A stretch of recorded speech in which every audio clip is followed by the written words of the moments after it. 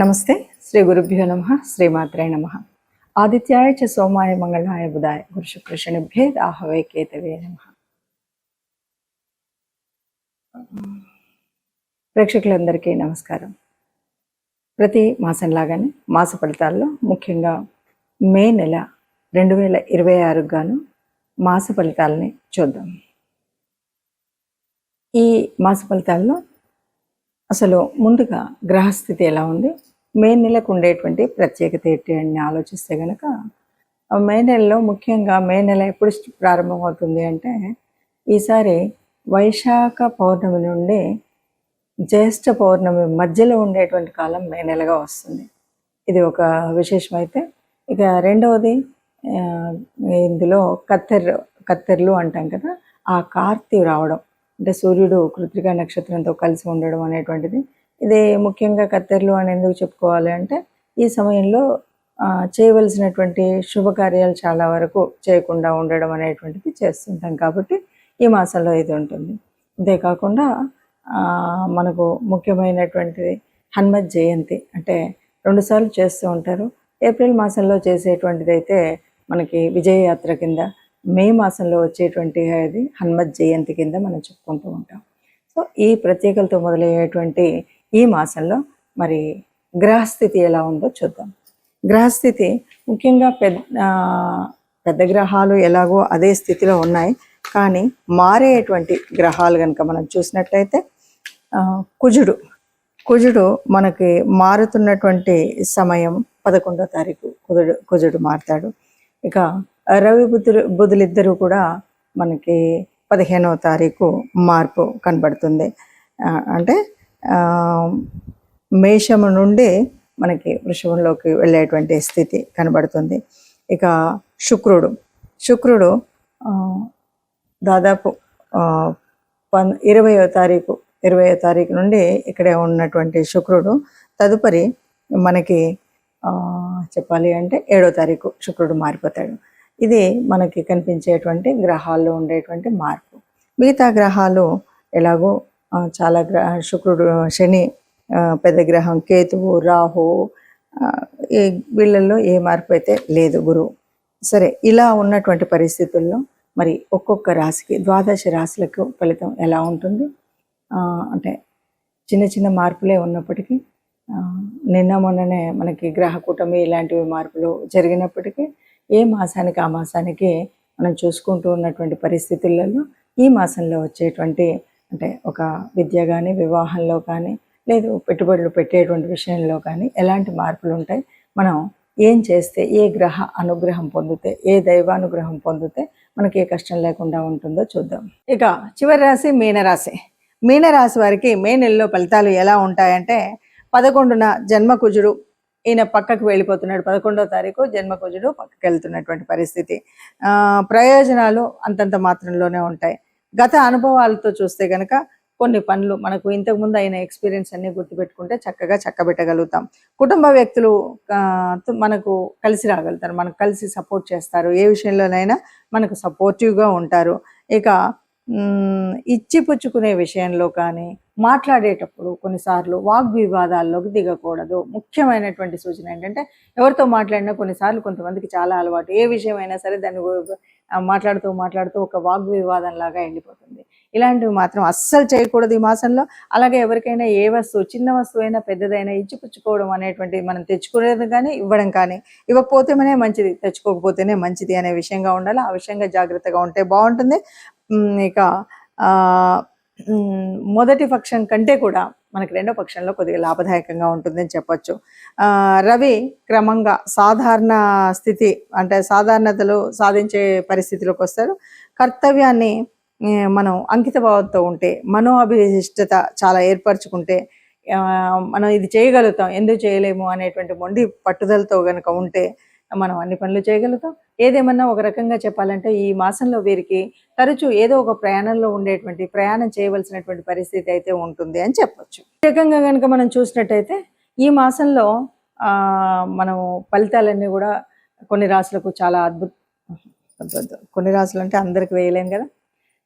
ఈ మాసంలో మనం చూసినటువంటి ఫలితాలను కనుక చూసినట్టయితే గ్రహ సంచారం వల్ల అంటే మారుతున్నటువంటి 4 గ్రహాల మూలంగా జరిగేటువంటి పరిస్థితి.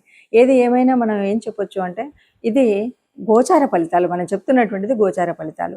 జన్మజాతకంలో ఉండేటువంటి దానికిను గోచార ఫలితానికి తేడా ఉంటుంది తప్పనిసరిగా. ఎందుకంటే జన్మకుండలిలో మనకు అప్పటికే ఉన్నటువంటి నడుస్తున్నటువంటి దశ అంతర్దశలు ఎలా ఉన్నాయి, ఇప్పుడు ఉన్నటువంటి పరిస్థితి ఏంటి అన్నది తెలియచ్చు. ఇది కేవలం గోచారం.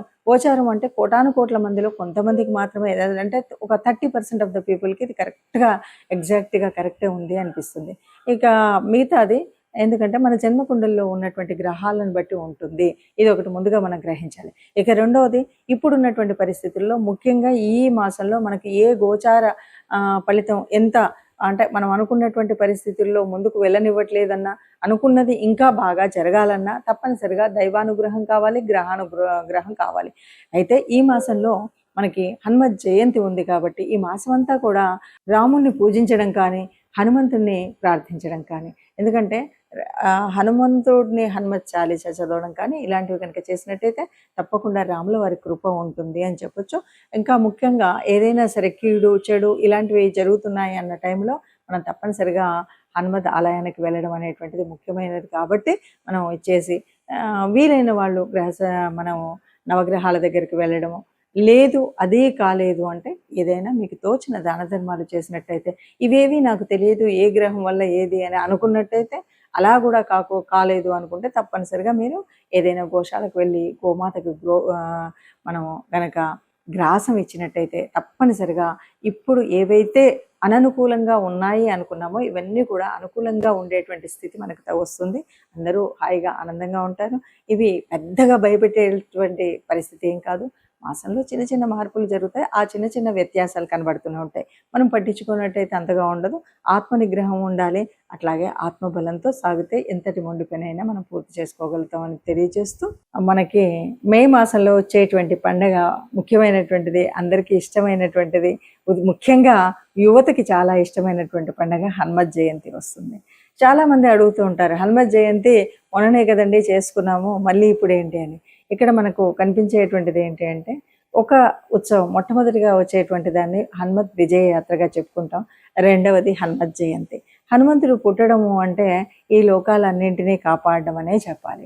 హనుమత్ జయంతిని మనం అంత విజయోత్సవంగా విజయయాత్రలు చేసుకుంటూ చక్కగా ఎటు చూసినా కూడా కాషాయ వర్ణాలతో హనుమత్ ధ్వజాలతో అందరూ కూడా ఆనందంగా ఎందుకు తిరుగుతారంటే, ఆనాడు రామాయణ కాలం నాడు మరి రాముడి జయానికి మూల కారణమైనటువంటి వాడు.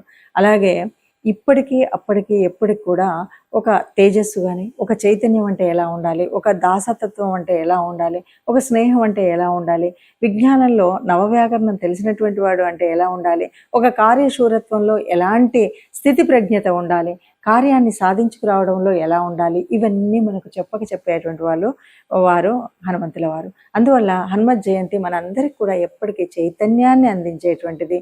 ఒక పనిని నిర్విఘ్నంగా పూర్తి చేయగలిగే శక్తి సామర్థ్యాలు కావాలి అంటే హనుమత్ జయంతిలో మనము ఆ రోజు హనుమంతుడిని ప్రార్థించడం, పూజించడం, హనుమాన్ చాలీసా చదవడం, మరి దండకాన్ని చదువుతామా, లేదు సింధూరాన్ని వేయిస్తామా, వడమాల వేయిస్తామా, ఇవి ఏమున్నా సరే ఇవన్నీ కూడా మన పూజా విధానంలో ఒక భాగమే అనుకుంటాం. హనుమత్ దేవాలయాల దగ్గరికి వెళ్ళి చక్కగా మన వాహనాల్ని ఏ రకమైన ఇబ్బందులు రావద్దని పూజించుకోవడం, మనం అక్కడికి వెళ్ళి నాకు ఏ రకమైనటువంటి దుష్ట పీడలు ఇలాంటివి ఏవి నా శరీరానికి రాకూడదని దైవ అనుగ్రహం పొందడం, ఇవన్నీ ఒక ఎత్తు. ఇవి కాకుండా మనం హనుమంతుడి నుండి నేర్చుకోవాల్సినటువంటిది ఏమిటి అంటే, ఎంతటి వాడైనా సరే ఎక్కడ ఎదగాలో ఎక్కడ ఒదగాలో ఇది తెలిసినటువంటి వాడు హనుమంతుడు. ఎక్కడ స్నేహాన్ని ఎలా చేయాలో, ఎవరితో ఎలా మాట్లాడాలో, అంటే నవవ్యాకరణ పండితులు. అలాగే గురువు దగ్గర ఎట్లా ఉండాలో, మరి ఆయనకు సాక్షాత్తు సూర్యభగవాన్ని గురువుగా తాను రిక్వెస్ట్ చేసిండనే చెప్పాలి అంటే, ఎందుకంటే సూర్యభగవానుడు నిరంతరం చలిస్తూ ఉండేటువంటి ఆయన దగ్గరికి తనతో పాటు తిరుగుతూ నవవ్యాకరణాలను నేర్చుకున్నటువంటి మహాపండితుడు. కాబట్టి విద్యార్థి లోకానికి ఎప్పటికి కూడా మనం ఏదైనా జ్ఞానం నేర్చుకోవాలంటే ఎలా ఉండాలి, ఎంత నిరంతర ప్రయత్నం ఎలా ఉండాలి, ఇవన్నీ విషయాలు చెప్పేటువంటిది అది. అంతేకాదు ఒక కార్యాన్ని సాధించాలి అంటే కేవలం రామనామంతో నేను ఏదైనా చేయగలుగుతాను అనేటువంటి సంకల్పంతో గట్టిగా ఉండి అన్నీ రాముడే చేస్తున్నాడు అని చెప్పేటువంటి వాడు. అలాగే లంకకు వెళ్ళినప్పుడు ఏం చేస్తాడు, అక్కడ ఉన్నటువంటి తన బల ప్రదర్శన జరిగిన తర్వాత రావణాసురుడు అడిగినప్పుడు తన బలం ఏంటి, నువ్వు ఇంత బలవంతుడు ఎక్కడి నుండి వచ్చావు ఏంటి అంటే, నేను చాలా ఆ రామయ్య దగ్గర ఉన్నటువంటి అంతమంది సైన్యంలో అతి బలహీనుని నేనే అని చెప్తాడు. ఇది కార్యశూరత్వం అంటే ఒదిగి ఉండడం అనేటువంటి తత్వం. ఎక్కడ చూసినా కూడా నేను బలవంతుడిని అనేటువంటి గర్వం కాకుండా, నేను అందరిలో ఒకవాడిని, నేను సేవ చేయగలిగినటువంటి వాడిని, నేను సహాయం చేయగలిగినటువంటి వాడిని, నాకు అధికారం అక్కర్లేదు అన్నటువంటి వాడే. అందుకే కదా సుగ్రీవుడి తనకు ఒక రాజ్యాన్ని ఉండగలిగినటువంటి అయినప్పటికీ కూడా సుగ్రీవుడి దగ్గర మంత్రిగా పనిచేసినటువంటి వాడు. ఆ మంత్రిత్వం రాజుకి ఆ రాజ్యం లేని రోజు కూడా మంత్రిగా తన దగ్గరే ఉండిపోవడం, ఇది గొప్పనైనటువంటి లక్షణం. అలాగే ఏ కార్యం చేయాలన్నా అంటే లంకాన్వేషణలో సీతాన్వేషణలో లంకకు వెళ్ళేటప్పుడు ఎన్నో అడ్డంకులు ఉన్నాయి. ఎక్కడికక్కడ ఎదిగినప్పుడు ఎదిగాడు, ఒదిగినప్పుడు ఒదిగాడు. అంతే తప్ప హాయిగా ఆహార వ్యవహారాల్లో నేను చాలా ఆనందపడుతూ ఉండొచ్చు అనేటువంటి పరిస్థితి కాకుండా, మైనాకుడు సాయం చేద్దామని వచ్చిన రోజు కూడా ఇప్పుడు కాదు, నేను కార్యం పూర్తయిన తర్వాత అంటూ చెప్పినటువంటి మహానుభావుడు. అందువల్ల హనుమత్ జయంతి అనేటువంటిది కేవలం ఒక ర్యాలీ చేసుకోవడానికి ఇంకో కాదు. హనుమంతుడు ఏ రకంగా తన ధర్మ రక్షణ కోసం రాముణ్ణి తన గుండెల్లో నిలుపుకున్నటువంటి భక్తుడుగా, రామ రాజ్యం కోసం పాటుపడినటువంటి ఒక సైనికుడిగా, సీతాన్వేషణలో తాను చేయవలసినటువంటి కార్యసాధకుడు ఎలా ఉండాలో అలాంటి కార్యసాధకుడుగా మనం ఆయన్ని ఆదర్శంగా తీసుకుంటే హనుమత్ జయంతిని చక్కటి పండగగా జరుపుకున్న వాళ్ళం అవుతాం.